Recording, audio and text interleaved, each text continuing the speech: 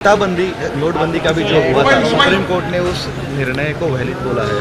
आप क्या कहेंगे, क्योंकि जब हुआ था ये बैन, आपने बहुत ज़्यादा टीका भी की थी सरकार पे। देखिए, अब आप मेरे को मेरा नोट खोलने दीजिए। हाँ जी। अब ऐसा आपके इम्तियाज साहब बोले कुछ और पूछेंगे आप, तो वो भी है। हाँ वो भी है ना। चलो, मतलब थोड़ा सवाल जवाब लंबा होगा नोटबंदी पे।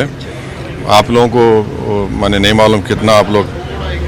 सबसे पहली बात तो ये है कि सुप्रीम कोर्ट का जो जजमेंट है, सुप्रीम कोर्ट जजमेंट है, मगर हम उससे रिस्पेक्टफुली डिसएग्री करते, क्योंकि अगर आप ये बोलेंगे कि उसका पर्पस हमारे को मतलब नहीं था, उसका ऑब्जेक्टिव से मतलब नहीं है, तो हम इसको क्यों बोलते हैं कि मोदी सरकार ने गरीबों के खिलाफ ये फैसला लिया। 100 लोग मर गए, अब वो क्यों मरे वो लोग। दूसरी बात ये है कि आज की तारीख में हमारे देश में कितना करेंसी है, 32.18 लाख करेंसी अभी है। उस वक्त क्या कहा, कितना था, 17.97 लाख करोड़ था।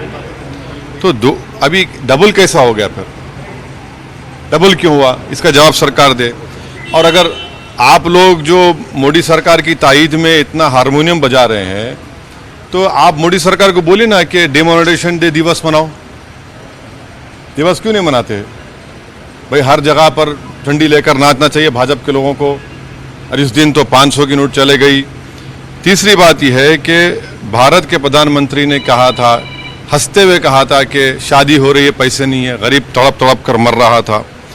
और चौथी बात यह है कि नोटबंदी से पहले जीडीपी कितना था भारत का? भारत का जीडीपी था 8.3%। 2019-20 को आते आते 4% हो गया। क्यों हुआ भाई? जब आप इसका जिम्मेदार भारत सरकार पे नहीं है क्या?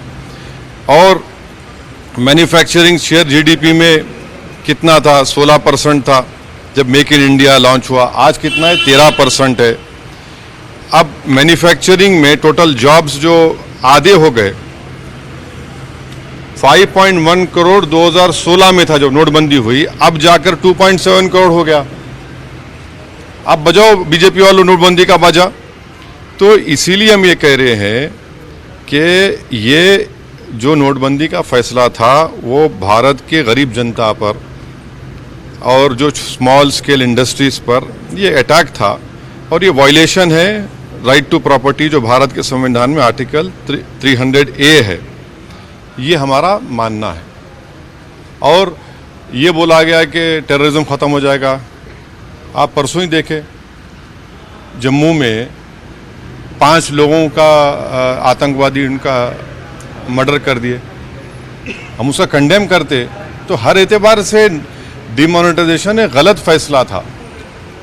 सम्मेद शिखर जी जो जैन लोगों का एक धर्मस्थल है, हाँ, उसको पर्यटन स्थल घोषित किया है और उन लोगों का हम बिल्कुल हम उनके साथ है।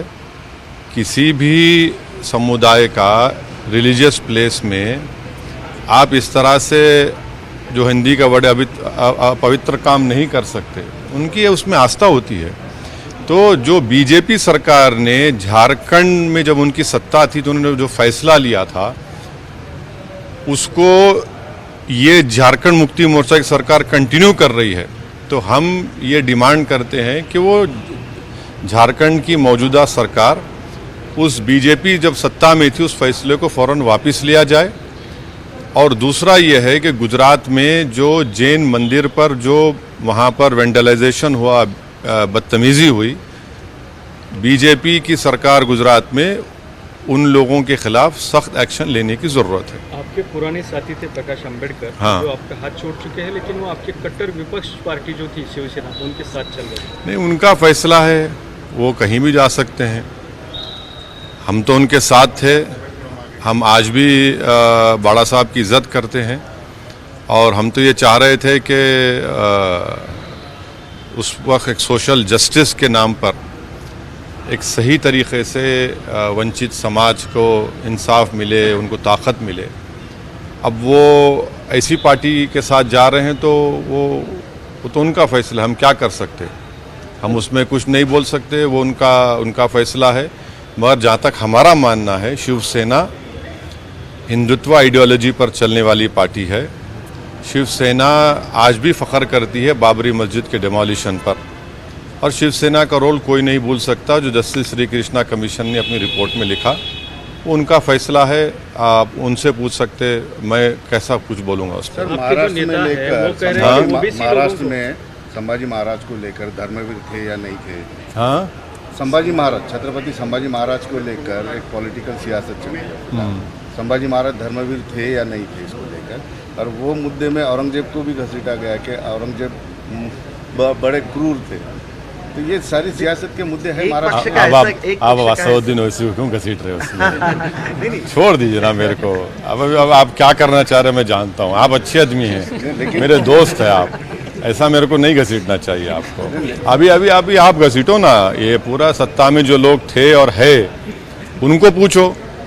दूसरा सवाल है कि इम्तियाज जलील साहब महाराष्ट्र का जो ओबीसी समाज है उनको आवाज़ दे रहे हैं उनके साथ आने के लिए। पंकजा मुंडे जो बड़ी नेता है उनको कह रहे हैं कि इम्तियाज जलील साहब की आवाज़ में मेरी आवाज़ है, उसमें कोई फर्क नहीं है। ओबीसी लोगों के साथ जाने के लिए बिल्कुल, अरे हमारा पार्टी का एमपी है, हमारा प्रेसिडेंट है महाराष्ट्र का, उन्हें जो बोल रहे हैं तो बिल्कुल वो सही बात है। आपकी राय क्या है इसके पीछे? मेरी राय इम्तियाज जलील साहब से राय से कैसे अलग हो सकती है? आप क्यों कोशिश कर रहे हैं? लेकिन धोरण क्या है इसके पीछे का, किस तरह से हम बैठे हैं, हमें खड़े हैं ना, डिटेल में जवाब देंगे आपको। अरे आप तो आपके आज आपसे जवाब अरे नहीं भाई, मेरे पार्टी के प्रेसिडेंट ने कह दिया है तो पार्टी की पॉलिसी है वो, उसमें कोई दो राय हो नहीं सकती। माझ्याकडे काही नाही सर और? मेरा सवाल, आपका सवाल का जवाब हो गया, दे दिया हमने। अब आप पूछ लो, आप नहीं आप सुन पूछे। तो लीजिए सर। तो जो मसले हैं महाराष्ट्र में उसको दरकिनार करने के लिए ये मसले उठाए गए। नहीं, महाराष्ट्र में मसला किसानों का है। सर कैमरा महाराष्ट्र में मसला सबसे बड़ा किसानों का मसला है। महाराष्ट्र में मसला बेरोजगारी का है, महंगाई का है। हाँ, औरंगाबाद में पीने का पानी का मसला है, और यहाँ पर कई इंडस्ट्रीज़ को क़ायम करने का मसला है। तब ये बोल रहे हैं, कर रहे हैं।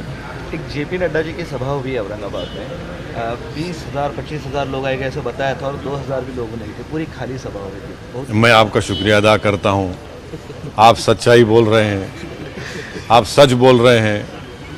हाँ, आप सच बोल रहे हैं। हाँ, चलिए, थैंक यू। एबीपी माझा, उघडा डोळे बघा नीट।